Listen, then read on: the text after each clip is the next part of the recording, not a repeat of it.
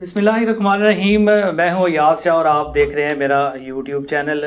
میرا تعلق آزاد کشمیر سے ہے اور مختلف آزاد کشمیر کی جو سیاسی شخصیات ہیں یا حکومتی شخصیات ہیں ان کے انٹرویوز کرنے کا موقع ملتا رہتا ہے. لیکن آج جس شخصیت کے ساتھ میں موجود ہوں ان کے ساتھ پہلی دفعہ مجھے موقع ملا، بلکہ یہ کہنا بھی غلط نہیں ہوگا، کسی بھی جو مذہبی شخصیت کے ساتھ یہ میرا پہلا انٹرویو ہوگا اور کسی تعارف کے محتاج نہیں ہے. لاکھوں میں ان کی جو ویڈیوز ہیں سوشل میڈیا پر وائرل ہیں اور جو خاص طور پہ نوجوان نسل ہے وہ ان کو فالو کرتی ہے. میری مراد انجینئر علی محمد مرزا صاحب سے ہے.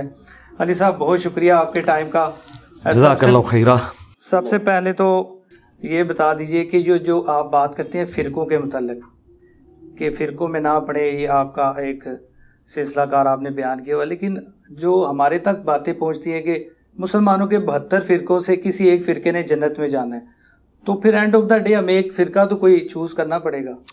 لا حول ولا قوت الا باللہ. اللہم صلی علی محمد وعلی آل محمد. آپ کو صرف اتنی بات نہیں پہنچتی کہ 72 فرقوں میں سے ایک نے جانا ہے، وہ 73 میں سے ایک ہے. ساتھ یہ بھی پہنچتا ہے کہ وہ فرقہ ہمارا ہے، باقی سارے جہنمی ہیں. تو یہ کتنی خطرناک بات ہے. آپ جن کے بارے میں جہنمی کہہ رہے ہیں نا، ان کو بھی یہی پہنچا ہوا ہے کہ آپ نے جہنم میں جانا ہے اور ہم نے جنت میں جانا ہے. تو یہ بالکل حدیث کی غلط انٹرپریٹیشن کی ہے. بالکل ایسی کوئی حدیث نہیں تھی. حدیث میں صرف ایک خبر تھی کہ بنی اسرائیل میں 72 فرقے ہوئے تھے، وہ سب کے سب جہنمی تھے. میری امت میں 73 فرقے ہوں گے، ایک جماعت حق پر قائم رہے گی. بخاری مسلم میں آیا. کیونکہ نبی علیہ السلام اس جماعت کا حصہ تھے، آپ کے اہل بیت اس جماعت کا حصہ تھے، آپ کے صحابہ اکرام علیہم رضوان اس جماعت کا حصہ تھے. تو رسول اللہ کسی فرقے میں تو نہیں تھے، وہ تو مسلم تھے، وہ تو ابراہیمی تھے. فرق عربی میں کہتے ہیں ٹوٹ کے الگ ہونے کو. اصل درخت تھا اسلام کا نبی صلی اللہ علیہ وآلہ وسلم، ان کے اہل بیت علیہم السلام، ان کے صحابہ کرام علیہم رضوان. وقت کے ساتھ ساتھ ان سے پتے ٹوٹ کے فرقوں کی شکل میں الگ ہوئے اور آج امت میں اتنے فرقے بن گئے. لہٰذا یہ فرقے تو سارے ہی جہنمی ہیں، اور اصل چیز جو جنت میں جانے والی ہے وہ ہے جو فرقوں کے بغیر ہے. اپنے آپ کو اللہ کے نبی علیہ السلام، ان کے اہل بیت، صحابہ اور اللہ تعالیٰ کی ذات کے ساتھ جو لوگ جوڑتے ہیں نا، وہ فرقہ نہیں. ان کے لیے بخاری مسلم میں آیا کہ میری امت کا ایک گروہ، ایک جماعت قیامت تک حق پہ قائم رہے گی. کوئی نقصان پہنچانے والا انہیں نقصان نہیں پہنچا سکے گا. وہ غالب رہیں گے یہاں تک کہ قیامت کی صبح آ جائے. اب یہ جو حدیث میں خبر تھی یہ تو ہمیں ڈرانے کے لیے تھی. جس طرح کہ مسلم شریف میں حدیث ہے کہ قرب قیامت میں عورتیں ایسا لباس پہنیں گی گویا کہ ننگی ہوں، یا وہ باریک لباس ہوگا یا وہ لباس چست ہوگا. اس کا مطلب ہم یہ نکال لیں گے کہ اللہ کے نبی نے فرمایا تھا کہ قرب قیامت میں عورتیں چست لباس پہنیں گی تو ہم اپنی عورتوں کو اس طرح کا لباس پہنائیں؟ نہیں، بلکہ ہم مطلب یہ نکالیں گے کہ ہم نے بچنا ہے. لہٰذا یہ فرقوں والی حدیث اس لیے نہیں تھی کہ فرقے بناؤ، اس لیے تھا کہ نہیں بنانے. کیونکہ قرآن میں واضح حکم ہے وَاعْتَصِمُوا بِحَبْلِ اللَّهِ جَمِيعًا وَلَا تَفَرَّقُوا. تم سب کے سب مل کر اللہ کی رسی کو مضبوطی سے تھام لو اور فرقہ واریت میں مت بٹاؤ. یہ اس لیے تھا کہ آپ نے فرقے نہیں بنانے، اس لیے نہیں کہ آپ فرقے بنانا شروع کر دیں. تو یہ بالکل پبلک کے اندر ایک جھوٹ انہوں نے مشہور کر دیا کہ جی فرقہ ہونا چاہیے، فرقہ ہونا چاہیے. فرقہ نہیں ہونا چاہیے. فرقہ ہے تو آپ مارے گئے. اور اس سے بڑی بات یہ کہ آپ یہ دیکھ لیں سارے فرقوں کو ایک دوسرے کو جہنمی کہتے ہیں. نیو ٹی وی کے اوپر بھی میرا پروگرام، کوئی ایک فرقہ بھی اس کے لیے راضی نہیں ہوا کہ وہ کہہ دے کہ باقی فرقوں کے پیچھے نماز ہو جاتی ہے. اور پروگرام کر رہے تھے اتحاد امت پہ. اتحاد امت کہاں، یہ فساد امت انہوں نے مچایا ہوا ہے. تو پھر آپ اپنی جماعت کو کوئی تو نام دینا پڑے گا کہ اگر آپ سمجھتے ہیں کہ آپ حق پہ اس ٹائم بات کر رہے ہیں، پھر لوگوں کو کیا کہنا چاہیے کہ کون سی جماعت ہوگی جو گروہ آپ کہہ رہے ہیں کہ وہ جنت میں ایک جگہ؟ ہاں جی، ہماری جماعت کو تو اللہ تعالیٰ نے نام دیا ہے، ابراہیم علیہ السلام نے نام دیا ہوا ہے هُوَ سَمَّاكُمُ الْمُسْلِمِينَ مِن قَبْلُ وَفِي هَذَا مِلَّةَ أَبِيكُمْ إِبْرَاهِيمَ هُوَ سَمَّاكُمُ الْمُسْلِمِينَ مِن قَبْلُ وَفِي هَذَا. پیروی کرو ابراہیم کی ملت کی جس نے قرآن کے نزول سے پہلے تمہارا نام مسلم رکھا تھا اور اللہ نے اس کتاب میں تمہارا نام مسلم رکھ دیا.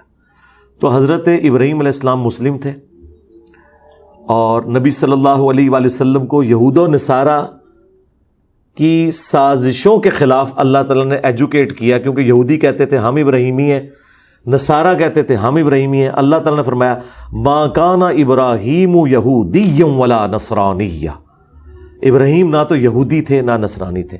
ولکن کان حنیفا مسلما، بلکہ وہ تو سب سے ٹوٹ کر ایک اللہ کے ہو گئے تھے، حنیفہ تھے اور مسلم تھے، وما کان من المشرکین، اور وہ مشرک نہیں تھے۔ تو ہمارے نبی علیہ السلام بھی مسلم، ان کے جد امجد ابراہیم بھی مسلم، اور ہم بھی مسلم۔ اب آگے جو تفریقات ہو گئی ہوئی ہیں اس حوالے سے، جو فرقے بن گئے ہیں، تو میرے خیال ہے ہمیں ان فرقوں میں پڑھنے کی ضرورت ہی نہیں ہے۔ ہم اپنے آپ کو مسلم کہیں، اور مسلم جو ہے ان کی ٹیکسٹ بک ہے قرآن۔ رہ گئی احادیث جو سنی شیعہ کنفلکٹ کی وجہ سے آ گئی، تو وہ بھی 90% مسائل ایک جیسے ہیں۔ جو 10% مسائل ہیں ان سے کوئی فرق نہیں پڑتا۔ ہمارے عقائد نہ بخاری سے ثابت ہوں گے نہ اصول الکافی سے ہوں گے، عقائد قرآن سے ثابت ہوں گے، سیدھی سی بات ہے۔ اور قرآن سنی اور شیعہ کے درمیان کامن بانڈ ہے، غدیر خم کی حدیث قرآن اور اہل بیت۔ تو قرآن پاک کے خلاف تو اہل بیت کوئی تعلیم دے ہی نہیں سکتے نا۔ اگر کوئی اہل بیت کے نام پہ یہ چورن بیچ رہا ہے کہ مرے ہوئے لوگوں کو آپ نے پکارنا ہے، یہ کہہ کے کہ شہید زندہ ہے، تو بھائی مولا علی نے اپنے بیٹے کو کیوں نہیں یہ کہہ دیا؟ نہج البلاغہ میں مولا علی کا خطبہ ہے 31 نمبر، انہوں نے اپنے بیٹے کو نصیحت کی اور کہا بیٹا تو اس کی اولاد ہے جس نے عنقریب مر جانا ہے، جبکہ اللہ نے ہمیشہ زندہ رہنا ہے۔ اے میرے بیٹے، جب بھی تجھے کوئی مصیبت اور پریشانی ہو تو ڈائریکٹ اسی اللہ سے مانگنا ہے، اور یاد رکھنا حسن، اللہ نے اپنی بارگاہ کے لیے کوئی دربان بھی مقرر نہیں کیا، ہر شخص اللہ سے ڈائریکٹ مانگے۔ اگر حسن ابن علی کو مولا علی یہ نہیں کہہ رہے کہ مجھے بیچ میں ڈالنا ہے یا علی مدد کہنا ہے، تو سرکار باقی تو شاہی کوئی نہیں۔ اب کوئی کہے کہ نہیں جی ہمارے بزرگوں نے سکھایا، تو بھائی بزرگوں نے جو سکھانا تھا وہ تو مولا علی کا خطبہ موجود نہج البلاغہ میں، قرآن میں آ گیا ایاک نعبد و ایاک نستعین، اور سب سے بڑھ کر قرآن میں آیا امن یجیب المضطر اذا دعا، بھلا بتاؤ تو کون ہے جو مصیبت میں گھرے ہوئے شخص کی فریاد کو سنتا ہے، اس سے اس کی تکلیف کو دور کر دیتا ہے، اور تمہیں زمین پر اگلوں کا خلیفہ کرتا ہے۔ کیا اللہ کے ساتھ کوئی اور الہ بھی ہے؟ اس کے باوجود کہ شیعہ کے صبح و شام کے اذکار میں یہ آیت پڑھی جاتی ہو سورہ نمل کی، وہ ترجمہ بھی نہ پڑھ کے دیکھیں، اور وہ اٹھتے بیٹھتے اور ہستیوں کو پکاریں، تو وہ ہستیاں تو خود اعلان برات ان سے کر دیں گی۔ اور یہاں پہ سنیوں نے جو تصوف کے نام کے اوپر ڈرامہ بازی کی ہے، اور مرے ہوئے بابوں کو جو دربار دیکھتے ہیں اور انہیں کوئی پتہ نہیں اندر کون ہے، اوریجنل بندہ بھی ہو تب بھی مانگنا تو اللہ سے ہے۔ تو عقیدے قرآن سے لیے جائیں گے، باقی جو مسائل ہیں ان میں آپ اختلاف رائے رکھ سکتے ہیں، وہ کوئی مسئلہ نہیں ہے۔ میں ہاتھ چھوڑ کے بھی نماز پڑھتا ہوں، ہاتھ باندھ کے بھی۔ اہل سنت کے ہاں بھی دونوں روایتیں موجود ہیں، شیعہ کے ہاں ایک روایت کے اوپر زیادہ زور ہے، تو ٹھیک ہے ہاتھ چھوڑ کے بھی کوئی نماز پڑھتا ہے، ہمارے نزدیک درست ہے۔ شیعہ بھی رفع الیدین کر کے نماز پڑھتے ہیں، اہل سنت کی کتابیں بھی یہی کہتی ہیں۔ اب سنی نہیں کر رہے، ان کا اپنا قصور ہے، اہل حدیث تو کر رہے ہیں، اہل سنت کے یہ گروہ ہے نا، تو کتابوں کو فالو کریں، بابوں کو چھوڑ دیں۔ اس میں جو لوگوں سے یہ سوال ہوتا ہے کہ آپ درباروں پہ جا کے سجدے کرتے ہیں، جبکہ سنی جو علماء ہیں یا جو وہ لوگ ہیں وہ یہ نہیں مانتے کہ ہم ان کو سجدہ کر رہے ہیں، وہ کہتے ہیں جی ہم سجدہ اللہ کو ہی کر رہے ہیں، لیکن یہ اللہ کے نیک بندے ہیں اس لیے ہم یہاں پہ آ کے سجدہ کرتے ہیں۔ جی سیم یہی الفاظ قرآن میں لکھے ہوئے ہیں مشرکین عرب کے بارے میں، سورہ الزمر کے اندر وہ کہتے ہیں ہم ان ہستیوں کی عبادت اس لیے کرتے ہیں کہ یہ ہمیں اللہ کے قریب کر دیں گی۔ تو اللہ تعالیٰ نے فرمایا کہ اللہ تعالیٰ نے تو ان کی کوئی سند نازل نہیں کی ہے، تم نے خود سے یہ چیز بنا لی ہے۔ جی بالکل، ان کے بڑے بھی یہی کہتے تھے، ابو جہل اور اس کے ساتھی بھی، کہ ہم لات منات عزا کی عبادت نہیں کرتے ہیں، بلکہ یہ اللہ کی طرف سے چھوٹے چھوٹے دیوتا ہیں، پیچھے اللہ ہی ہے۔ اللہ کہنا منو پیچھے نہ کرو، اگے لے کے آؤ، میں ہی ہاں، میری ہی عبادت کرو۔ بھائی اسلام کو اگر ایک لائن میں ڈیفائن کرے نا تو اسلام ہے دین توحید۔ اگر توحید نہیں ہے، نہ محبت اہل بیت آپ کے کام آنی ہے، نہ محبت رسول، نہ عشق صحابہ، سب کا سب زیرو سے ملٹیپلائی اللہ تعالیٰ کر دے گا اگر توحید نہیں ہے۔ کیا حسین ابن علی نے گلا اس لیے کٹایا ہے کہ لوگ ان کی عبادت کریں، یا اس لیے کہ لوگ اللہ کی عبادت کریں؟ کیا مولا علی علیہ السلام خطروں کے باوجود گھر سے نکلے فجر کی نماز کے لیے اور ان پر کاری زخم آیا، وہ اس لیے کہ لوگ مولا علی کی عبادت کریں یا اس اللہ کی عبادت کریں کہ جس کا بندہ ہے علی؟ تو جب ان بڑوں نے اپنی عبادت نہیں کروائی، چھوٹے تو شاہی کوئی نہیں ہے، تو یہ کہنا کہ بیچ میں ان کو ڈالا ہوا ہے، نہیں، بالکل نہیں۔ نہ سنیوں کی کتابیں سے سپورٹ کرتی ہیں، نہ شیعہ کی۔ سجدہ صرف اللہ کو ہوگا۔ جتنے بھی عبادت کی رسومات ہیں، نظر، نیاز، قربانی، روزہ، حج، زکوٰۃ، جھکنا، یہ صرف اللہ کے ساتھ خاص ہے۔ اور اگر کوئی شخص کہتا ہے کہ اس کے ساتھ کوئی پیغمبر بھی شریک ہے تو وہ کافر ہے، سیدھا کافر ہے۔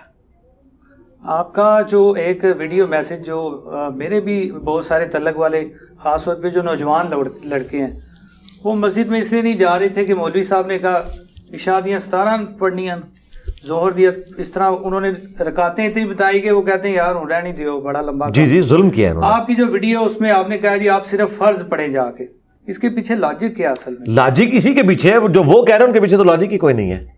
دیکھیں ان سے بھی پوچھ لیں، سنی شیعہ کے ہاں کامن ہے کہ فجر کے 2 فرض ہیں، ظہر کے 4، عصر کے 4، 3 مغرب 4 عشاء.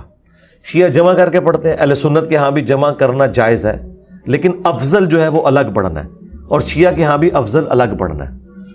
خود نہج البلاغہ میں مولا علی کا ایک خط ہے جو انہوں نے اپنے گورنروں کے نام لکھا، اس میں 5 نمازوں کے الگ الگ وقت انہوں نے بتائے ہیں. شیعہ کو جب ہم یہ پیش کرتے ہیں وہ کہتے ہیں ہاں کرنا ایسے ہی چاہیے، لیکن پریکٹیکلی نہیں کرتے. اچھا سنیوں کو ہم کہتے ہیں کہ مسلم شریف میں ہے کہ نبی علیہ السلام نے بغیر خوف کے، بغیر بارش کے، بغیر سفر کے مدینہ شریف میں ظہر عصر کو جمع کیا اور مغرب اور عشاء کو. اور ابن عباس سے جب لوگوں نے پوچھا کہ ایسا کیوں کیا تھا، انہوں نے کہا تاکہ امت کے لیے آسانی ہو جائے اور کوئی تنگی باقی نہ رہے. وہ کہتے ہیں ہاں جائز تو ہے لیکن ہم نہیں بتائیں گے عوام کو. دونوں نے ڈرامہ بازی کی ہوئی ہے.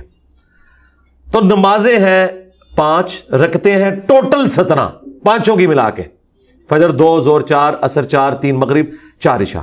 باقی جتنی نمازیں ہیں ان کا نام ہی ہے نفل. اور حیران کن بات، عربی میں نفل کہتے ہیں فالتو کو. مال غنیمت کے لیے ہے انفال، جس کا نام ہی ہے فالتو اس کو یہ کہہ رہے ہیں اس کے بغیر نماز ہی نہیں ہوتی. یہ کہتے ہیں نہیں ہم سنتے کہہ رہے ہیں. جس سنت کا لفظ کسی حدیث میں موجود نہیں ہے. حدیث میں 2 ہی الفاظ ہے، فرض اور نفل. سنت فقہا کی ٹرم ہے کہ وہ نوافل جو نبی علیہ السلام نے ہمیشہ پڑھے ہم کہتے ہیں یہ سنت موقدہ ہیں. یہ وہ فالتو ہے جو حضور شوق سے کیا کرتے تھے، فالتو ناٹ فرض. یہ وہ فالتو ہے جو حضور نے کبھی کیا کبھی نہیں کیا، غیر موقدہ ہے فالتو. اور اس کا ثبوت ایک اور مسلم شریف میں حدیث ہے. اما عائشہ سے کوئی آ کے پوچھتا ہے السلام علیہ، بتائیں کہ نبی علیہ السلام کی نفلی نماز کتنی رکعت ہوتی تھی، فالتو نماز؟ تو انہوں نے پتا کیا کہا، بیٹا نبی صلی اللہ علیہ وآلہ وسلم ظہر کی نماز سے پہلے 4 نفل میرے حجرے میں پڑھتے جنہیں ہم سنت موقدہ کہتے ہیں. حدیث میں ہے نفل. اور پھر ظہر کے بعد 2 نفل آ کے میرے حجرے میں پڑھتے. اچھا اما عائشہ کیا کہہ رہی ہیں؟ ظہر سے پہلے اور ظہر کے بعد. اس کا مطلب ہے اما عائشہ یہ نہیں کہہ رہی کہ ظہر کے ساتھ. اما عائشہ اس کو ظہر کا حصہ نہیں مانی، کہہ رہے ظہر تو پہلے اور ظہر تو بعد. تو اما عائشہ نے فارغ کر دیتا ہے. اور یہ بھی نہیں کہا کہ ظہر کے فرضوں سے پہلے، نہیں. یہ کہتے ہیں کہ 12 رکعتیں ظہر کی وہ فرضوں کا حصہ ہے. ہم کہتے ہیں نہیں 4 ہی فرض ہیں، باقی 8 نوافل ہیں. پھر مسلم شریف میں ایک اور حدیث ہے کہ نبی علیہ السلام نے فرمایا کہ جو فرض کے علاوہ 12 رکعتیں پڑھ لے گا اللہ اسے جنت میں محل دے گا. 4 ظہر سے پہلے، 2 ظہر کے بعد، 2 مغرب کے بعد، 2 عشاء کے بعد. وہی جو اما عائشہ نے کہے تھے 4 ظہر سے پہلے، 2 ظہر کے بعد، 2 مغرب کے بعد، 2 عشاء کے بعد اور 2 فجر سے پہلے، وہ 12 رکھتے ہیں. باقی تو جتنی ہیں وہ تو مزید لوگوں نے خود سے بھی داخل کر لی ہوئی. ٹوٹل جو رکھتے ہیں وہ 17 ہے فرض، اور اس کے علاوہ نفلی 12 رکھتے ہیں. اور وہ بخاری مسلم میں آیا کہ ایک پینڈو شخص عربی آیا، اس نے کہا یا رسول اللہ میں آخرت میں کامیاب ہونا چاہتا ہوں، مجھے بتائیں کیا کروں؟ آپ نے فرمایا ایک اللہ کو مانو، مجھے پیغمبر مان لو، فرض نماز کو قائم رکھو. نفلی نماز کا ذکر نہیں کیا. فرض زکوٰۃ دو، فرض روزے رکھو. یہ 4 باتیں ارشاد فرمائی. حج اس ٹائم فرض نہیں ہوا تھا، اس کا ذکر نہیں کیا. اور دوسری حدیث بخاری مسلم کی، اس میں الفاظ ہے کہ تو فرض نماز پڑھ مگر تیری مرضی اگر ساتھ نفل پڑھنا چاہے. اور وہ نفل سے مراد وہی سنت موقدہ غیر موقدہ. فرض زکوٰۃ دے ہاں مگر تو نفلی صدقہ دینا چاہے وہ تیری مرضی. فرض روزے رکھ ہاں نفلی روزے رکھنا چاہے تو تیری مرضی. آگے وہ بھی بندہ کوئی دلیر سی، انہوں نے کہا رسول اللہ میں نے فرض کے علاوہ کچھ نہیں پڑھنا، نہ میں اس میں ایڈ کروں گا نہ مائنس. جب وہ مڑا آپ نے فرمایا اگر کسی نے کوئی جنتی شخص دیکھنا ہے تو اس کو دیکھ لو، اور اگر یہ بات پہ قائم رہا تو یہ کامیاب ہو گیا. اچھا اب مجھے بتائیں وہ کامیاب ہو گیا یہ کہہ کہ یا رسول اللہ میں سنتا نہیں سے پڑھنی ہے، اور ایک کہنے سنتا نہ پڑھو نماز ہی نہیں ہوتی. اور میں نے ان کو اینڈ پہ ایک پھکا دیا ہے. کیا آج تک کسی نے یہ کہا ہے کہ جو پیر اور جمعرات کا روزہ نہ رکھے اس کے رمضان کے روزے ہی قبول نہیں ہیں؟ کبھی کہا ہے؟ نہیں. جو زکوٰۃ کے علاوہ نفلی صدقہ نہ دے اس کی زکوٰۃ بھی قبول نہیں ہے. ادھر تو کہتے ہیں جنہ مرضی جوڑو جی بس زکوٰۃ کر لو 2.5%. جب فرض نماز کی باری آتی ہے تو ساتھ سنتے کو جوڑتے ہیں. نہ انہوں نے روزے میں سنت روزے جوڑے پیر اور جمعرات کے یا ایام 20 کے، نہ انہوں نے صدقات میں جو نفلی صدقات ہیں وہ جوڑے. وہ کہتے ہیں نہیں 2.5% کافی ہے. نماز میں 17 رکعتیں کافی کیوں نہیں ہے، 12 ساتھ کیوں اٹیچ کی ہوئی ہیں، اور اس سے بڑھ کے یہ کہتے ہیں تراویح نہ پڑھو روزہ ہی نہیں ہوتا. جو تراویح کی نماز ہے یہ ایک فالتو نماز تھی، یہ فالتو پنجابی والا نہیں بولا، عربی والا، نفلی نماز تھی. اس کے اوپر انہوں نے یہ بات کر دی بھئی خود نفل ہے وہ. تو یہ میں نے نہیں کہا میرے بھائی، میں نے جو کچھ کہا وہ بخاری مسلم میں لکھا ہے. کہا انہوں نے پوچھو بھی کدے لکھے آج. تو اس کا جواب پتہ کیا دیں گے؟ علی نہ سونا کرو، سوال گندم جواب چنا. ہاں جی. آپ پہ ایک FIR درج ہوتی ہے، آپ نے اس کا ذکر بھی کیا، آپ کی ویڈیو بھی اس پہ موجود ہے. جی جی. سوال میرا یہ ہے کہ جیسے آج کل ایک ٹرینڈ چل رہا ہے کہ علی صاحب گرفتار ہوئے تھے، سافٹ ویئر اپڈیٹ ہو جائے گا نہ تھا. تو اگر کسی بھی معاملے میں آپ گرفتار ہوتے ہیں، سافٹ ویئر اپڈیٹ ہوگا یا آپ ایسے ہی رہیں گے؟ سافٹ ویئر کون مجھے اپڈیٹ کرے گا میرا؟ جیسے یہ ایک عام بات ہے کرنے والے. دیکھیں سافٹ ویئر جو اپڈیٹ ہوتے ہیں نا وہ تو پولیٹیکل لیڈرز کے ہوتے ہیں نا.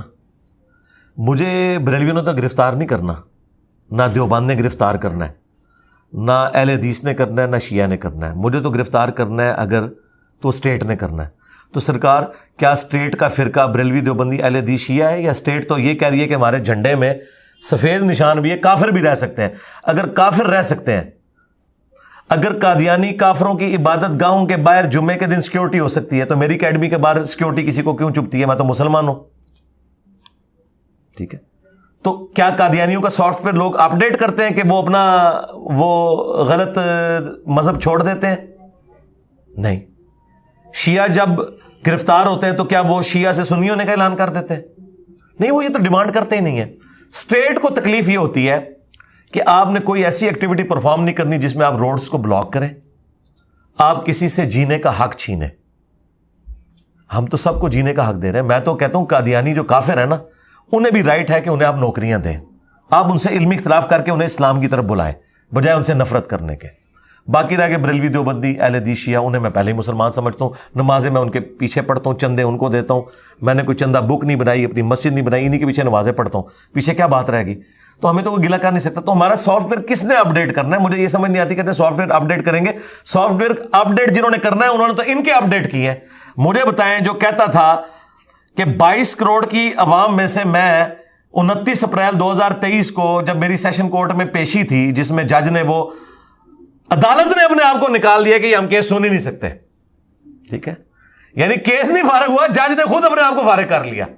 یہ کہہ رہے تھے ہم سیشن کورٹ کے بعد 22 بندے بھی نہیں تھے جی 22 کروڑ کی عوام میں. ٹھیک ہے. جو انہوں نے ہنگامہ کھڑا کیا. اس کے بعد انہوں نے کہا جی ہم وہ 8 مئی کو جو ہے نا وہ لاکھوں کا لانگ مارچ لے کے آئیں گے. وہ لاکھوں کے لانگ مارچ میں آپ نے دیکھا 150 بندہ تھا، اس میں بھی آدھے مدرسے کے اسٹوڈنٹ، اور وہ بھی توڑ پہنچا نہیں ہے، ادھر پہنچا نہیں ہے. تو میں نے کو ملیشیا بھرتی کر کے انہیں کھاریے میں روکا ہے. کس نے روکا ہے؟ اسٹیٹ نے.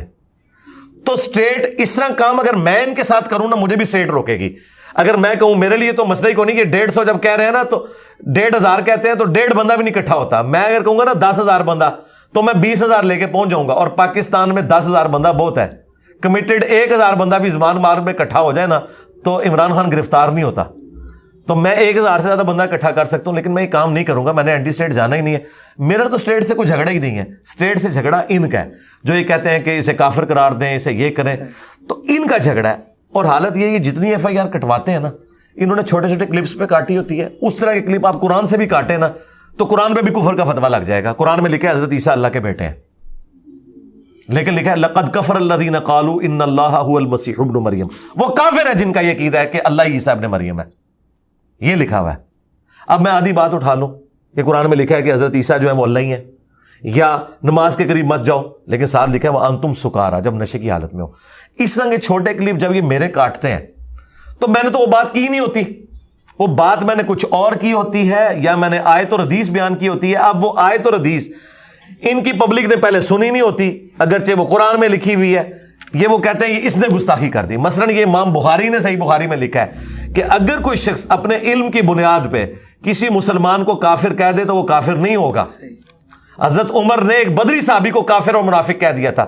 تو امام بخاری نے وہ واقعہ نقل کیا کہ وہ اس وجہ سے کہا تھا کہ اس نے نبی علیہ السلام کی مخبری کی تو حضور نے فرمایا کہ عمر اس کی اگلی پچھلی غلطیاں معاف ہے، اسے منافق کہنے کی ضرورت نہیں، لیکن حضرت عمر سے توبہ بھی نہیں کروائی. تو اس میں امام بخاری نے رزلٹ نکالا کہ حضرت عمر نے جو ایک صحابی کو جو بدری تھا منافق کہا، تو حضرت عمر خود منافق نہیں ہوئے، کیونکہ انہوں نے اپنے علم کی بنیاد پہ صحیح فیصلہ کیا تھا کہ نبی کے ساتھ غداری کی. چونکہ نبی علیہ السلام نے وہ غداری معاف کر دی کہ وہ ٹھیک ہے دنیا سے مغلوب ہو گیا، لہٰذا فتویٰ اٹھ گیا. تو اس پہ میں نے کہا تھا کہ اگر آج بھی کوئی صحابی کو کافر کہتا ہے وہ کافر نہیں ہوگا.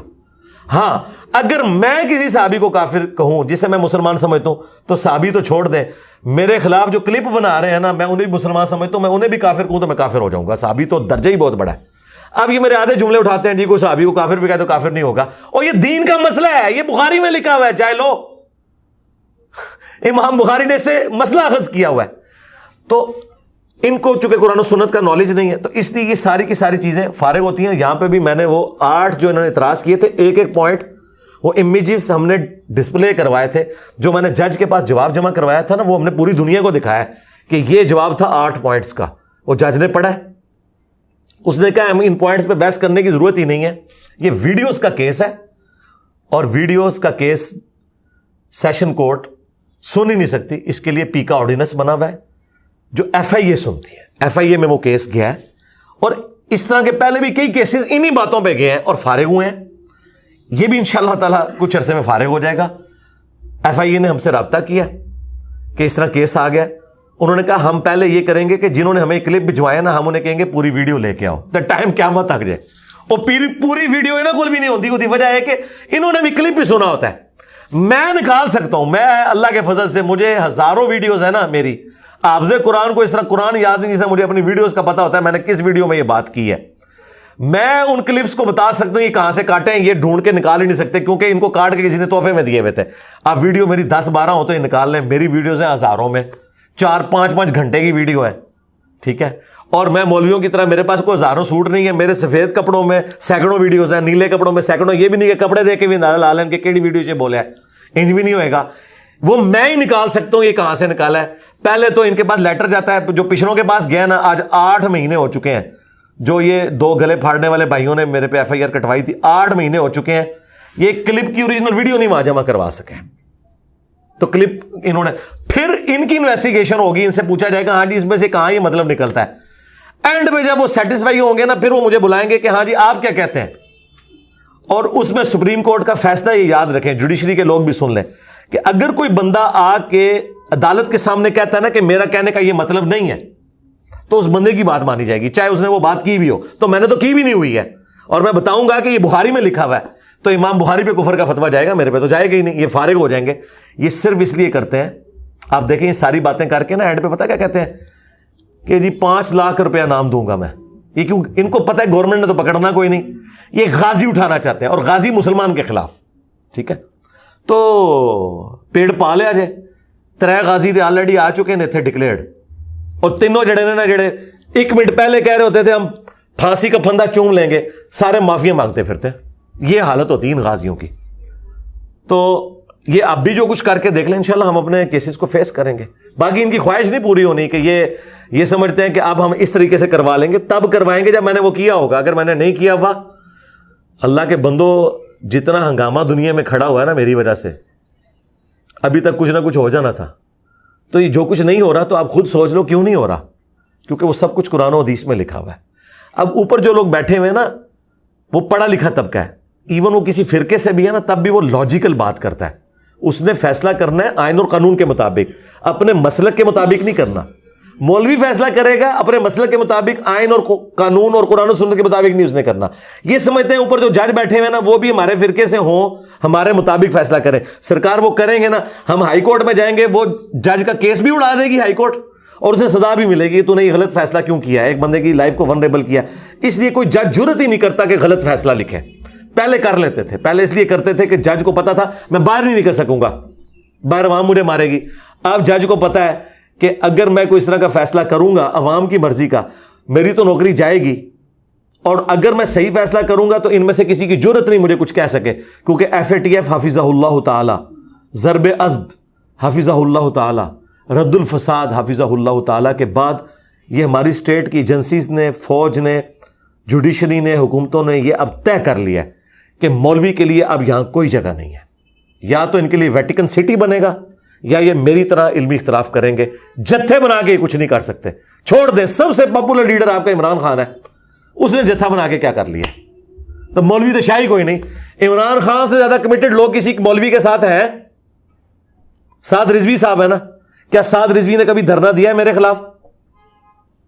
کوئی اس کا بیان آیا, ایک اس کا بیان آیا انڈائریکٹ, وہ بھی اس نے معذرت کی کہ یہ میں نے آپ کے بارے میں نہیں کہا تھا, کسی اور کے بارے میں کہا تھا, وہ آپ کے کھاتے میں میرے لوگوں نے ڈال دیا. اس نے معذرت کر لی, اور میں نے ویڈیو میں کہا کہ انہوں نے معذرت کی ہے. تو کون سی جماعت اٹھے گی؟ خادم رضوی صاحب کی زندگی میں نے ہنگامہ کھڑا کر کے رکھا ہے, نام لے لے کے ان کو پکارا ہے, اور میری ویورشپ ان سے زیادہ تھی. کبھی خادم رضوی صاحب نے کہا میں جیلم اکیڈمی دھرنا دوں گا, اور وہ نجی محفلوں میں کہتے تھے منڈوں نے چھیڑو, یہ جو گلا پہ کرتا ہے صحیح پہ کرتا ہے. اور جواب ساڈے کو کوئی نہیں, جواب دیں گے تو ساری اپنی عوام چھوڑ دے گی. اور میں نے اپنی مخالفین کو کہا ہے کہ اگر اپنا فرقہ بچانا چاہتے ہو تو خاموش ہو جاؤ, یہ ذہن میں رکھنا. اگر بولو گے نا تو اگر تمہارا فرقہ آندہ 20 سالوں میں ختم ہونا تھا 5 سالوں میں ختم ہو جائے گا. مجھے دیکھیں انہوں نے 2 مہینے کے اندر, ٹھیک ہے, پہلے آسمان سے دوسرے آسمان پہ میری دعوت کو پہنچا دیا انہوں نے. کوئی سول سوسائٹی میں سے, کوئی میڈیا میں سے, کوئی صحافیوں میں سے یا بڑے لوگوں میں سے کوئی بندہ بچا ہے کہ جس سے میرا تعارف نہ اس وقت ہو, اور سب لوگ آگے میڈیا میں انہیں کنڈیم کر رہے ہیں کہ یار وہ سر کی قیمت رکھتے ہیں. وہ کہتا ہے علمی اختلاف کرو, وہ جتنے اعتراض کرتے ہیں وہ جواب دے دیتا ہے اور کہتا ہے تمہاری کتابوں میں یہ لکھا ہوا ہے. تو مجھے تو فائدہ ہو رہا ہے. ہاں ایک نقصان مجھے ہے, اور وہ بھی آپ لوگوں کے نزدیک, کہ میری لائف ونریبل ہو رہی ہے. اس کی مجھے پرواہ پہلے کوئی نہیں ہے. ہاں وہ اسی کاسٹ کے اوپر ہم دعوت کا کام اٹھا رہے ہیں, یہ بات ذہن میں رکھیں. اگر ایک F-16 کا پائلٹ یہ سوچ لے کہ کسی وقت بھی فنی خرابی کے تحت یہ لگ سکتا ہے, تو سرکار وہ F-16 تو نہیں اڑائے گا نا. F-16 اڑا کے جو وہ کرتب دکھا رہا ہے یا دشمن کی فوج کو بھگا رہا ہے نا, تو اس کی اسٹرینتھ بھی وہی F-16 ہے جو وہ موت کے تخت پہ بیٹھا ہوا ہے. تو یہ جو موت کا تخت ہے نا میرا, یہی میری اسٹرینتھ ہے.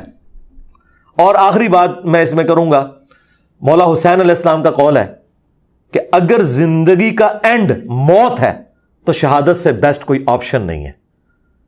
کیوں روڈ ایکسیڈنٹ میں مروں, کیوں ہارٹ فیلئر سے مروں, کیوں ایئر کریش میں مروں, اللہ کی راہ میں کیوں نہ مروں. اگر موت کا وقت فکس ہے اور موت آنی ہے تو شہادت میں کیوں نہ آئے. ویسے تو ہر مسلمان کہتا ہے یا اللہ منو شہادت ہی موت دیں, جدو شہادت نیڑے آندی سب تو پہلے مسلمان ناظرے ہوندے جگہ. آپ کے جو فالوورز ہیں, ظاہر ہے آپ بھی اسٹوڈنٹس, میں فالوور نہیں کہتا, اسٹوڈنٹس کہہ لیں, اکیڈمی میں بھی اور فیس بک پہ, سوشل میڈیا پہ لاکھوں کی تعداد میں آپ کو لوگ دیکھتے ہیں.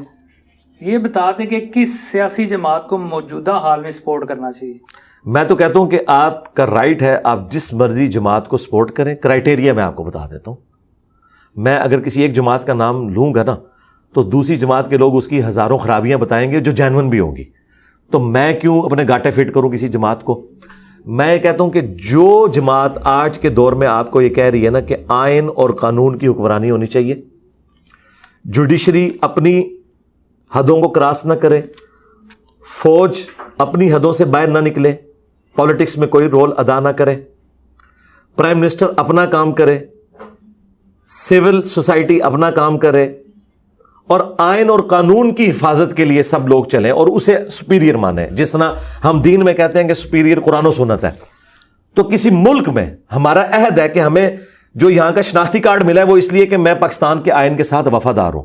ہمارے فوجی جب حلف اٹھاتے ہیں نا کاکول میں, 1.5 لائن کا حلف ہے, پتہ ہے اس میں کیا ہے؟ میں سیاست میں حصہ نہیں لوں گا اور آئین کا وفادار رہوں گا. اور دونوں باتوں کے اوپر عمل نہیں کرتے وہ ڈکٹیٹرز جو پاکستان کی نظریاتی حفاظتیں کرتے ہوئے کود پڑتے ہیں.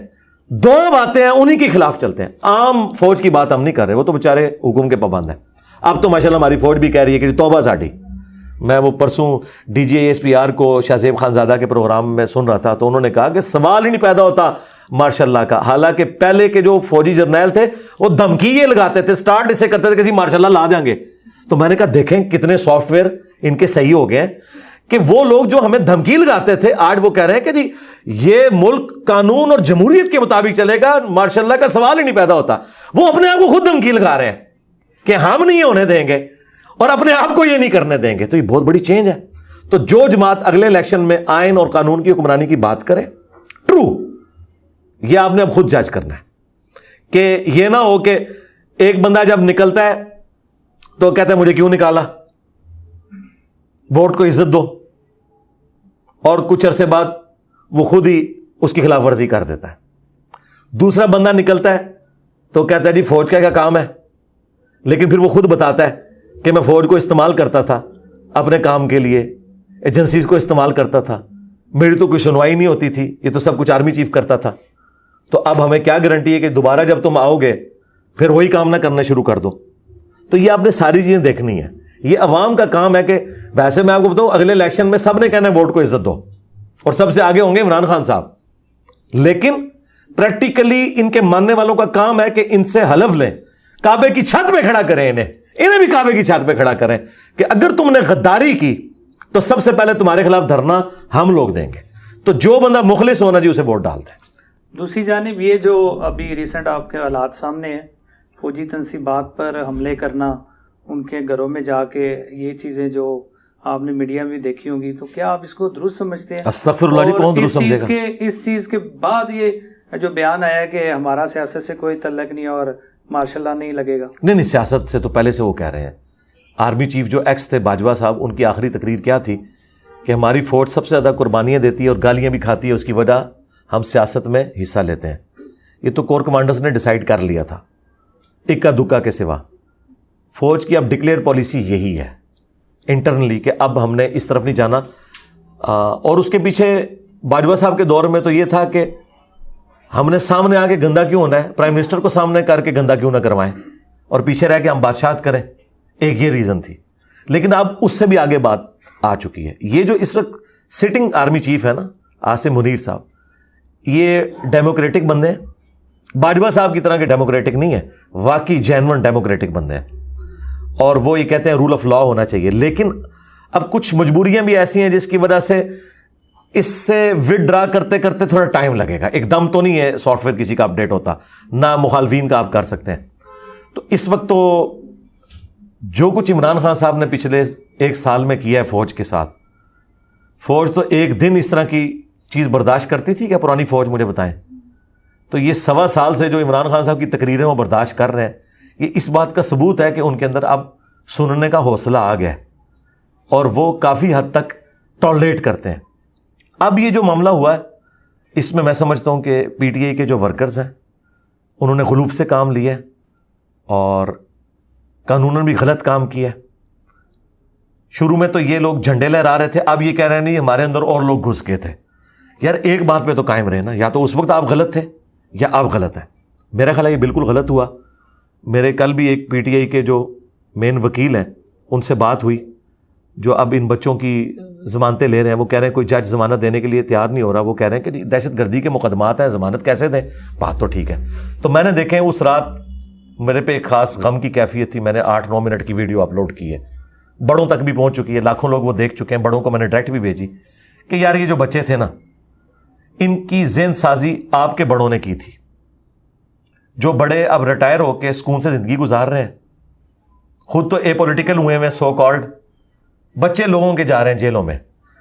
اخلاقاً سب سے پہلے انہیں آپ جیلوں میں پھینکیں, ان کا کورٹ مارشل کریں, اس کے بعد ان بچوں پہ کریں. لیکن یہ بڑا ظلم ہے کہ یہ بچے تو جیل میں سڑ رہے ہیں اور وہ اے سی والے کمروں میں گھر بیٹھے ہوئے ہیں جنہوں نے ان بچوں کو تیار کیا تھا.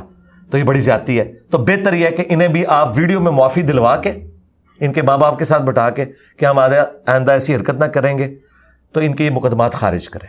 یہ آپ کے اپنے بچے ہیں, اسٹیٹ ماں کا درجہ رکھتی ہے اور ماں کا کام ہے کہ بچوں سے اگر ایسی غلطی ہو جائے تو معاف کریں. اور اس میں دیکھیں میں سمجھتا ہوں کہ فوج سے بھی مس ہینڈلنگ ہوئی ہے.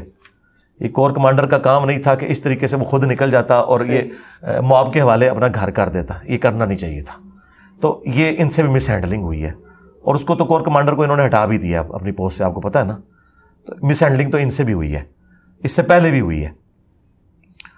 باقی قانوناً یہ جتنے معاملات ہیں نا, میں سمجھتا ہوں قانوناً تو حکومت جسٹیفائی ہے یہ تمام مقدمات بنانے میں. ہم کس منہ سے ان کو کہیں کہ یہ غلط کام نہیں ہوا؟ ہم تو نہیں یہ جھوٹ بول سکتے, غلط کام تو ہوا ہے. صرف ان کے پاس اب چھوٹنے کا راستہ یہ ہے کہ یہ اپنی معافی نامہ ویڈیو میں آ کے کہیں کہ جی ہم جذباتی ہو گئے تھے, یہ ہو گیا. باقی جو نقصان ہونا ہے وہ تو عوام پہلے بھی بھگت رہی ہے. وہ تو سرکار سیاست دانوں نے بھی اتنا قوم کا نقصان کیا ہے, اس کے بعد جوڈیشری نے کتنا قوم کا نقصان کروایا, کتنے بڑے بڑے کیسز پہ انہوں نے اربوں روپیہ لگایا اور 1 روپیہ نہیں نکال سکے. اقامہ نکلا اینڈ پہ, ایمن فیلڈ وہیں پہ کھڑا ہوا ہے. انہوں نے ہمیں کہانی کرائی تھی نا کہ یہ پاکستان آنا چاہیے, کروڑوں اربوں روپیہ انہوں نے جوڈیشری کا ضائع کروایا, اینڈ پہ ایک اقامہ نکلا ہے, کچھ بھی نہیں کر سکے. اس طرح فوج بھی آپ کو پتہ ہے جو کچھ معاملات چلتے رہے. تو جب انہوں نے اربوں روپیہ ضائع کیا, عوام نے اگر کر دیا ہے تو یار معاف کر دو. عوام نے بھی تو آپ سارے بڑوں کو معاف ہی کیا ہوا ہے نا, آپ کے بچے ہیں معاف کر دو یار, کیس خارج کرو. میری تو یہ موقف ہے جی. اس سے فساد بڑھے گا. اور خان صاحب کا بھی یہ کام ہے کہ وہ کنڈیم کریں. اب وہ ڈھکے چھپے الفاظ میں تو کنڈیم کر رہے ہیں, لیکن ننگی بات نہیں کر رہے. وہ ننگی بات اس لیے نہیں کر رہے کہ کل کو ان کو جینون ضرورت پڑی تو عوام نے نکلنا کوئی نہیں. میرے خیال ہے یہ آپ اس انسیکیورٹی کا شکار نہ ہو. ہم آپ کے لیے آواز اٹھائیں گے اگر آپ کے ساتھ زیادتی ہوئی, چھوڑ دیں. لیکن اس کی بنیاد پہ آپ یہ نہ کریں کہ جنہوں نے غیر قانونی کام کیے ہیں آپ انہیں لیجیٹمائز کر دیں. نہ انہوں نے مسجد نبوی والے واقعے کی مذمت کی اس طریقے سے, ٹھیک ہے, ایک جنیرک سی سٹیٹمنٹ دیتے ہیں جو ڈیول ہو جاتی ہے. نہیں, بالکل کہیں کہ جس نے بھی کیا غلط کیا, خواہ میری محبت میں کیا, وہ کہتے ہیں جی یہ چور ہے, ان کے ساتھ یہی ہونا چاہیے. یہ نہیں کہتے جنہوں نے کیا وہ غلط, حالانکہ انہی چوروں نے ان کو چھڑوایا جا کے. خان صاحب نہیں چھڑوا سکتے تھے محمد سلمان سے, چھڑوایا اسی شہباز شریف نے ان بندوں کو جا کے. تو یہ کام نہ کیا کریں. ہم آپ کے لیے آواز اٹھائیں گے اگر آپ کے ساتھ کوئی زیادتی ہوئی, ہم آواز اٹھائیں گے. لیکن کیسز تو آپ ہی ہمیں کہتے تھے کیسز کو فیس کریں. اگر آپ خواجہ آصف کو, سعد رفیق کو 2.5 سال کے لیے نیب کے ذریعے اندر کروائیں اور اینڈ پہ سپریم کورٹ یہ فیصلہ دے کہ سارے پولیٹیکل کیسز تھے, تو آپ تو بڑے اچھے ہیں کہ یہ آپ کے مخالفین نے وہ 90 دن والا قانون ہی ختم کر دیا, ورنہ 90 دن سے پہلے تو سپریم کورٹ کا باپ بھی آپ کی ضمانت نہیں لے سکتا تھا. تو یہ آپ کے مخالفین نے تو آپ کے ساتھ بڑی نیکی کی ہے. تو آپ کے ساتھ تو وہ کچھ ہو بھی نہیں رہا, ٹھیک ہے, آپ تو لوگوں کو درس دیتے تھے نا, تو آپ بھی پھر اس کو برداشت کریں نا. اور میں نے تو بہت پہلے کہا تھا کہ جب تک یہ جیل نہیں جائیں گے بڑے لیڈر نہیں بنیں گے, اس کے لیے جیل جانا ضروری ہے. باقی ایک چیز ہے جو میں سمجھتا ہوں, میں اس تکلیف سے خود گزر رہا ہوں, کیونکہ جب میری بھی کورٹ میں پیشی ہوتی ہے اتنی سیکیورٹی میرے لیے بھی لگتی ہے پورے شہر کے اندر. میں سمجھ سکتا ہوں کہ میری لائف ونریبل ہوتی ہے اس وقت, مجھ سے زیادہ خان صاحب کی لائف ونریبل ہے. یہ گارنٹی پھر گورنمنٹ کو دینی ہوگی کہ وہ اگر کورٹ میں جائیں تو ان کے اوپر کوئی اٹیک نہ ہو. وہاں کہیں گے نہیں جی کچھ بھی ہو سکتا ہے, کوئی بھی موٹیویٹڈ بندہ آ سکتا ہے. پھر میرے خیال ہے خان صاحب کو کورٹ کی بجائے ویڈیو لنک پہ لینا چاہیے, اور اگر کہتے ہیں جی قانون نہیں ہے تو قانون پاس کر لیں. میں سمجھتا ہوں کہ اگر ان کی لائف کو تھریٹ ہے تو وہ گھر بیٹھ کے ویڈیو لنک پہ کیسز کو فیس کریں, جوڈیشری کے سامنے پیش ہوں. میں اس تکلیف کو سمجھ سکتا ہوں کہ یہ واقعی ایک مشکل کام ہے. اور دیکھیں ہمارا بھی کتنا خرچہ ہو جاتا ہے اور پورا ملک بدوائیں دے رہا ہوتا ہے کہ یار یہ کون بندہ آ گیا, اب اس کی وجہ سے روڈز بلاک ہوگی, لوگ گھروں میں لیٹ پہنچ رہے ہیں, اسکول سے بچے نہیں آ رہے. یار کیا ضد ہے جوڈیشری کی, کیا تکلیف ہے کہ جدھر وہ اتنے آف دا وے آرڈرز پاس کرتے ہیں تو ایک آرڈر یہ بھی پاس کریں جس طرح انہوں نے آرمی چیف کی ایکسٹینشن کو لیجیٹمائز کرنے کے لیے پارلیمنٹ کو کہا کہ آپ قانون سازی کریں کہ ہم نے باجوہ صاحب کو ایکسٹینشن دینی ہے. تو یار پارلیمنٹ کو ایک یہ بھی ریکویسٹ پھینک دو کہ آپ قانون سازی کریں کہ جن لیڈرز کی لائف ونریبل ہے ان کی ویڈیو کانفرنسنگ کے اوپر ہم جوڈیشری میں کیس چلائیں گے, وہ عدالت میں نہ آئے. کریں نا یہ. اور پھر عمران خان صاحب اگر نہ پیش ہوں ویڈیو پہ تو سب سے پہلے ہم مخالفت کریں گے. اور میں آپ کہتا ہوں کہ اس کے بعد ان کے پاس بھاگنے کا راستہ کوئی نہیں ہوگا, پیش ہوں گے, بالکل ہوں گے, پھر تو کوئی راستہ نہیں رہ جائے گا نا. تو یہ جس طریقے سے خان صاحب کو وہ مطلب وہ اوپر بھی کالا ڈبہ پہنا کے اور عجیب سا وہ ایک عجیب, میں سوچتا ہوں یار ہمارے بچے جب دیکھتے ہوں گے وہ کہیں گے یار یہ پاکستان میں پیش ہو رہا ہے یہ لیڈر ہمارا یا انڈیا میں پیش ہو رہا ہے. لوگ تو ان ویڈیوز کا مذاق اڑا رہے ہوتے ہیں کہ جی یہ لوگوں کا کہتا سی وہ دلیر ہونا چاہیے اور خود اس طرح آ رہا ہے. مذاق کیوں اڑانا ہے بھائی, سیکیورٹی تو رسول اللہ نے بھی اپنی رکھی ہے, سیکیورٹی رکھنا آپ کا رائٹ ہے. جب آیت نازل ہوئی نا واللہ یعصمک من الناس, آپ کی حفاظت اللہ تعالیٰ لوگوں سے کرے گا, اس دن حضور نے اپنی سیکیورٹی اٹھائی تھی. رسول اللہ کے بعد کسی کو گارنٹی نہیں کہ وہ سیکیورٹی اس کی اللہ کرے گا. وہ آپ نے اونٹ کو باندھ کے اللہ پہ توکل کرنا ہے. تو لہٰذا یہ رائٹ ہے آپ کا کہ آپ اپنی سیکیورٹی رکھیں. اگر ریلیجسلی موٹیویٹڈ لوگ توہین مذہب کے نام کے اوپر خان صاحب پہ ایک اٹیک کر چکے ہیں, ان کے مخالفین تو کہتے ہیں جعلی تھا, جو بھی تھا یار ایک چیز ہمیں نظر تو آئی نا, ہوا تو ہے نا, ٹھیک ہے نا, چلیں وہ گولی نہیں لگی, کوئی اور چیز چھرا لگ گیا یا جو کچھ بھی ہے, جو ٹانگ کا پورا مسئلہ ہوا, لیکن بہرحال ایک پبلکلی تو ہم نے دیکھا ہے کہ بندے نے فائر چلایا ہے.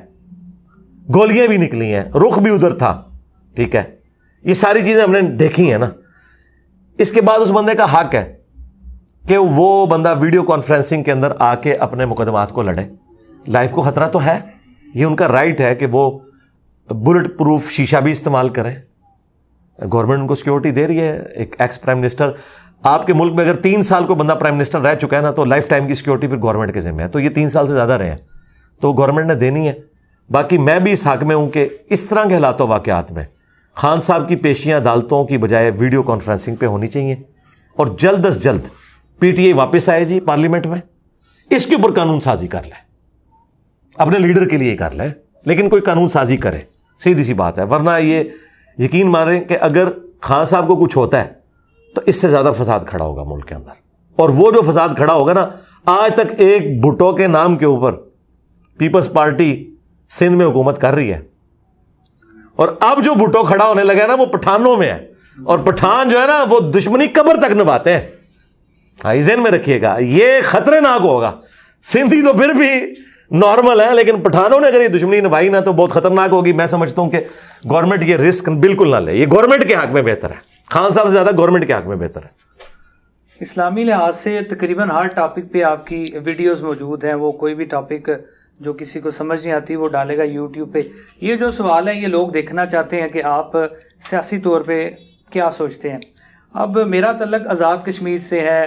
وہاں پہ مقبوضہ کشمیر میں جو بسیں والے بہن بھائی ہیں, مظالم جو بھارت وہاں پہ ڈال رہا ہے, اس کے متعلق وہاں پہ اسٹرائکس بھی ہوتی ہیں, یہ سارا سلسلہ کار ہوتا ہے. مسئلہ کشمیر کو آپ کس نظر سے دیکھتے ہیں, نمبر 1. نمبر 2, آپ کے نزدیک اس کا سلوشن کیا ہے؟ سلوشن جی میرے نزدیک پولیٹیکل ہے جی. گوریلا وار کوئی حل نہیں ہے اس کا, وہ آپ نے کر کے بھی دیکھ لی. اسلام میں تو گوریلا وار کی اجازت ہے نہیں. سورۃ الانفال میں واضح ہے, جس قوم سے تمہارا معاہدہ ہے نا ان سے تم جنگ نہیں کر سکتے جب تک کہ اعلانیہ عہد توڑ نہ دو. اور اسی کانٹیکسٹ میں ترمذی ابو داؤد میں حدیث ہے کہ حضرت معاویہ کے دور میں رومن امپائر کے ساتھ مسلمانوں کا ایک ایگریمنٹ تھا. اس ایگریمنٹ کی جب آخری دن آیا تو حضرت معاویہ نے بارڈر پہ فوج لگا دی کہ آج غروب آفتاب کے بعد یہ ایکسپائر ہو جائے گا, ہم ان پہ حملہ کر کے ان سے علاقہ چھین لیں گے. تو ایک صحابی گھوڑے کو ایڑی لگا کے مسلمانوں کی فوج کے سامنے آئے کہ میں تمہیں یہ کام نہیں کرنے دوں گا, کیونکہ نبی علیہ السلام نے فرمایا تھا جس قوم سے معاہدہ ہے نا جب تک اوپنلی توڑیں گے نہیں اور انہیں جنگ کی تیاری کا موقع نہیں دیں گے اس وقت تک آپ نے ان کے اوپر وار مسلط نہیں کرنی. یہی وجہ ہے کہ مولانا مودودی نے کشمیر جہاد کی مخالفت کی تھی 1948 میں. یہ نہیں کہ وہ یہ کہہ رہے تھے جہاد غلط ہے, وہ کہتے تھے جہاد کرنا ہے نا تو اوپن کرو. یہ نہیں ہے کہ اوپر سے آپ دوستی کیے ہوئے اور اندر سے آپ نے اپنی فوج ادھر تون دیا اور انہوں نے پکڑ کے یہاں پہ بلوچستان ہمارے ساتھ جو کچھ کیا ہے, کلبھوشن بھی آپ کو پتا گرفتار ہوا. تو اس طرح کی گوریلا وار کی تو بالکل اجازت نہیں, سیدھی سی بات ہے. جنگ کرنی اوپن کرو, اور اگر اوپن نہیں کر سک رہے پھر پولیٹیکل محاذ کے اوپر انٹرنیشنل میڈیا میں آپ آواز کو اٹھائیں, پولیٹیکل سٹرگل کریں. اس طرح کے معاملات کا نقصان ہی ہوتا ہے. اور میں آپ کو بتاؤں, آپ کو تو ایک طرف کی پکچر پیش کی جاتی ہے. ہمارے سب سے زیادہ اسٹوڈنٹس اگر ہیں نا تو مقبوضہ کشمیر میں ہے. دنیا میں پہلے نمبر پہ اگر کام ہے نا ہماری دعوت کا, وہ مقبوضہ کشمیر میں. تو ہمارے پاس فرسٹ ہینڈ نالج وہاں کا موجود ہے. یہاں سے ایک مجاہد جا کے کارروائی ڈال کے آتا ہے, پیچھے سے سینکڑوں گھر کی وہ تلاشی لیتے ہیں, سینکڑوں بچوں کو جیلوں میں ڈال دیتے ہیں. تو کیا نکلا؟ ان لوگوں کی زندگی ہے جیرن کی. اور ابھی تو ان کو پتہ ہی نہیں ہے کہ جس اسلامی جمہوریہ پاکستان کے لیے وہ سب کچھ کر رہے ہیں وہاں کتنا سارا اسلام ہے. یہ ان کو پتہ چل جائے, اور جن کو پتہ چلتا ہے وہ کہتے ہیں توبہ, ٹھیک ہے وہاں سکون سے ان کو رہنے دیں, پولیٹیکل سٹرگل وہ کریں.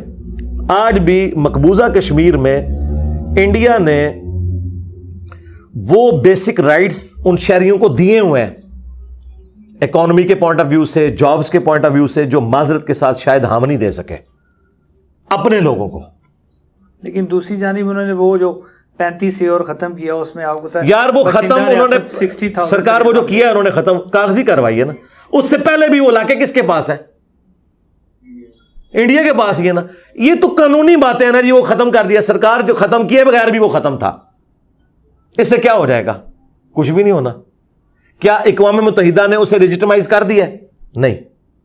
وہ ہم قانوناً جنگ لڑیں گے کہ یہ غلط ہوا ہے, لیکن پریکٹیکلی تو مقبوضہ کشمیر انڈیا کے پاس ہے. چلے جی میں آج مودی سے کہہ کے اس کو ختم کروا دیتا ہوں, اس کے بعد کیا کشمیر ہمیں مل جانا ہے؟ تو لگتے بشکار ہی ہے نا. چاہے آپ سر رکھیں تکیے والی سائڈ پہ, چاہے رکھیں پاؤں والی سائڈ پہ, آپ کی کمر تو درمیان میں رہے گی نا. اینڈ رزلٹ یہ ہے کہ چیز تو وہی ہے نا.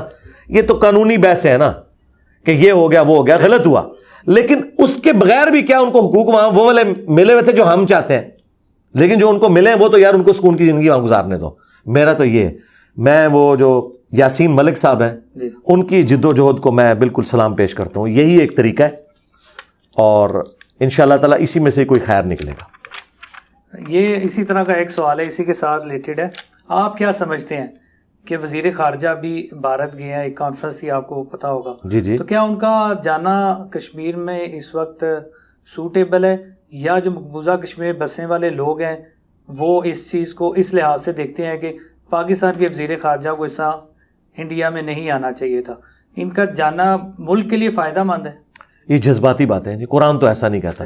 قرآن تو یہ کہتا ہے کہ اگر آپ کا کسی قوم کے ساتھ معاہدہ ہے اور اس کافر قبیلے نے مسلمانوں کو قتل کر دیا تو آپ ان کے ساتھ معاہدہ نہیں توڑیں گے. چند مسلمانوں کے پیچھے آپ سارے مسلمانوں کو تو نہیں اسٹیک پہ لگائیں گے. سورہ نساء پڑھ کے آپ دیکھ لیں، ان لوگوں نے قرآن نہیں پڑھا ہوا. اب اس کی وجہ سے جو باقی جو 20 کروڑ کے مسلمان ہیں جو انڈیا کے اندر، ان کا کیا قصور ہے کہ آپ ان کو تکلیف میں ڈال دیں؟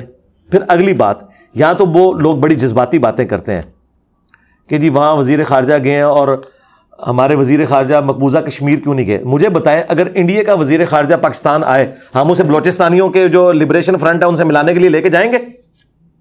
بتائیں. تو جذباتی باتیں چھوڑیں. اچھا، انڈیا کے کسی فوجی کی ویڈیو لیک ہوتی ہے کہ وہ کہتا ہے کہ جناب ہمیں کھانا ٹھیک نہیں مل رہا. یہاں لوگ مذاق اڑاتے ہیں، اور اگر انڈین فوج اس کو فارغ کر دے کہتے ہیں زیادتی ہوئی ہے. آپ کا کوئی فوجی یہ حرکت کرے اور انڈیا میں ویڈیو چلے، آپ نہیں اپنے فوجی کو فارغ کریں گے؟ یار خدا کے لیے اپنے آپ کو وہاں رکھ کے دیکھیں. خوابوں کی دنیا سے باہر نکلے ہیں، پڑھے لکھے لوگ بنے یار خدا کے لیے. اس لیے میں کہتا ہوں تھوڑی سائنس کی تعلیم حاصل کریں، کچھ تھوڑا سا آپ مورل ویلیوز سیکھ لیں، ایتھکس کو ایز اے سبجیکٹ پڑھ کے دیکھیں تاکہ آپ کو پتا چلے کہ دنیا میں اس طرح نارمز نہیں ہوتے ہیں، یہ جذباتی باتیں ہیں کی جو ہو گیا.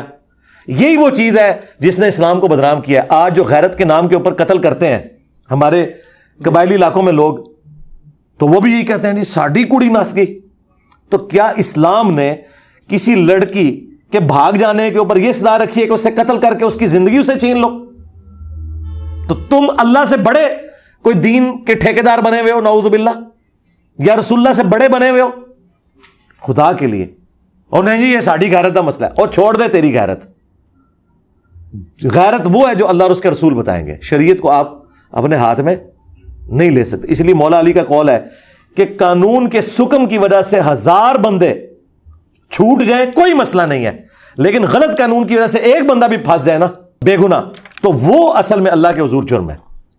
تو یہ قانون اس لیے بنائے جاتے ہیں کہ ٹھیک ہے اس میں آپ ٹالرنس کرتے ہیں. اس لیے یہ جذباتی باتوں کو چھوڑیں.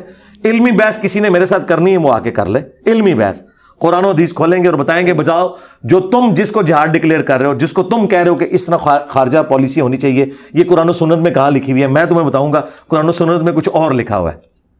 اس طریقے سے ایسے معاملات نہیں چلتے دنیا میں، نہ اسلام. اور ان میں سے کتنے ہیں جنہوں نے پولیٹیکل سسٹم آف اسلام پڑھا ہوا ہے؟ مجھے بتائیں.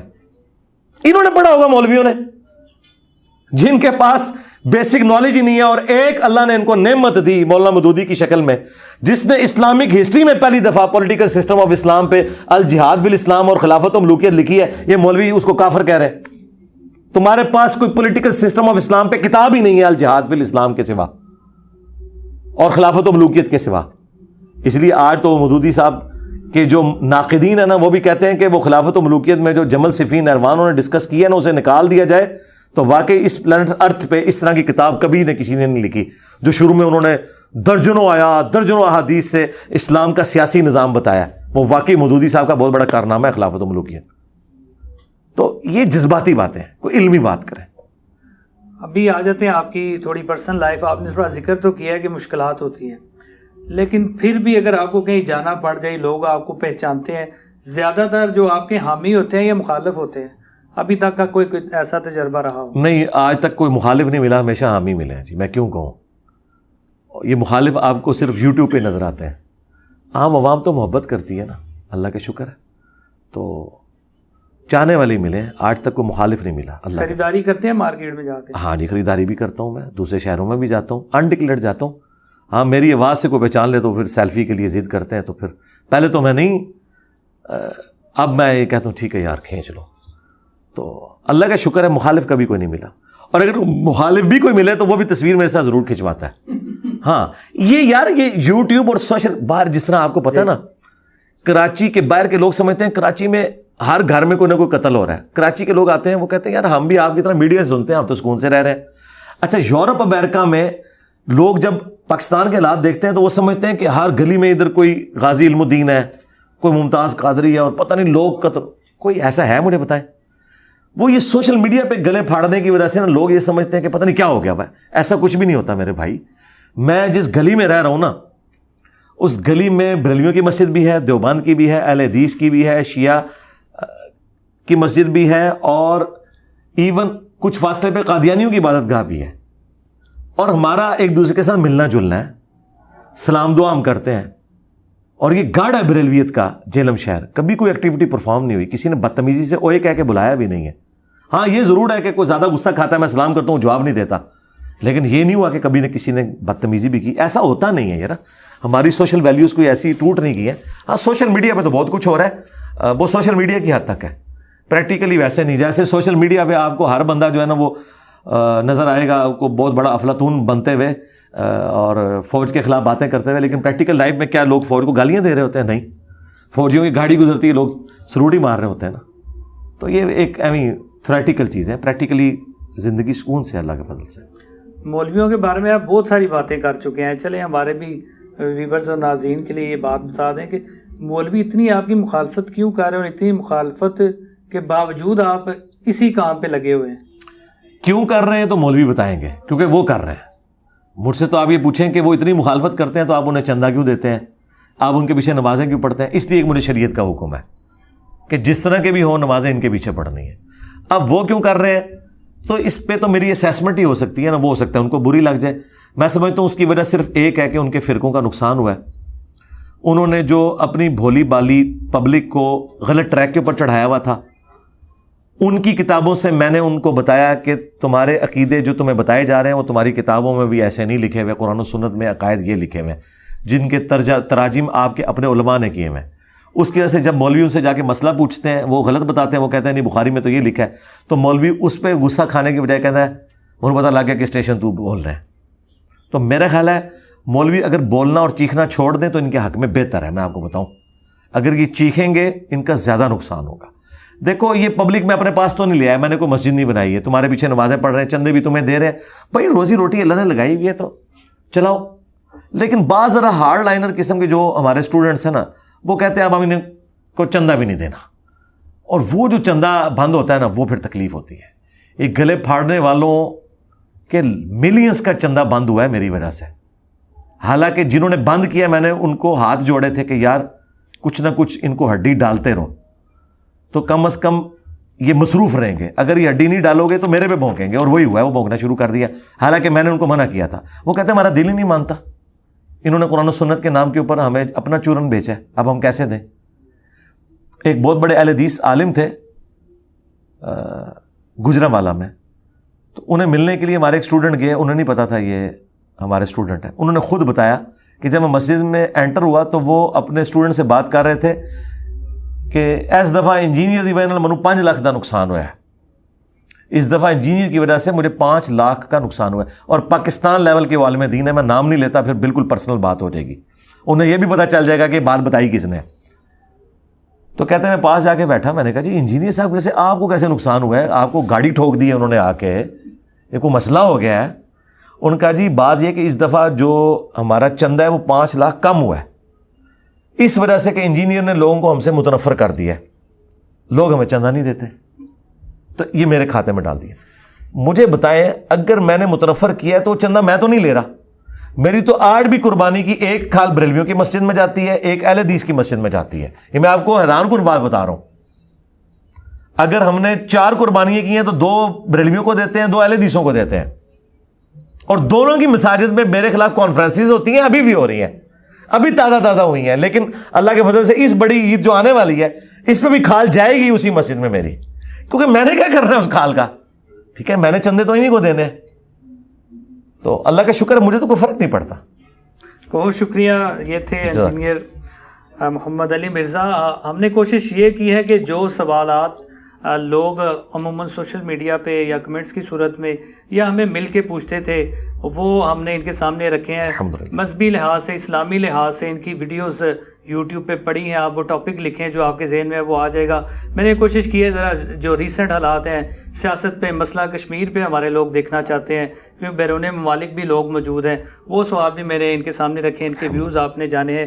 اسی کے ساتھ ایاز شاہ کو دیجیے اجازت. اللہ نگہبان. جزاک اللہ.